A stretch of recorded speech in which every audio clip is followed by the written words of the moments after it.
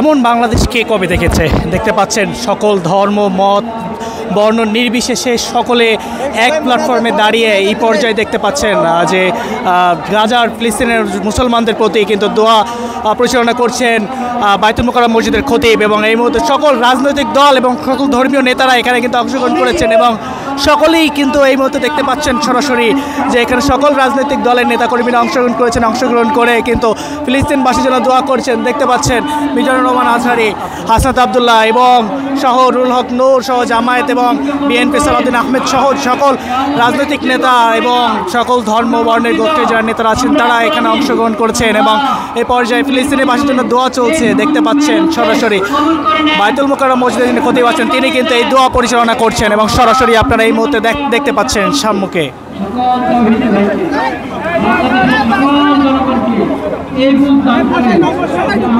আমাদের ব্যক্তিগত অপরাধ এটা কারণ হয়ে থাকে বিশ্বব্যাপী নিরাপত্তার অবস্থা খারাপ হওয়ার ক্ষেত্রে। সেজন্য আমরা সবাই ঘাড়ে ফিরে তওবা করি, আল্লাহর নিয়ামতের শুকর আদায় করি, সকল গুনাহ থেকে বেঁচে থাকার চেষ্টা করি, সকল গুনাহ থেকে বেঁচে থাকার চেষ্টা করি, আল্লাহ সকল অপরাধ থেকে বেঁচে থাকার চেষ্টা করি।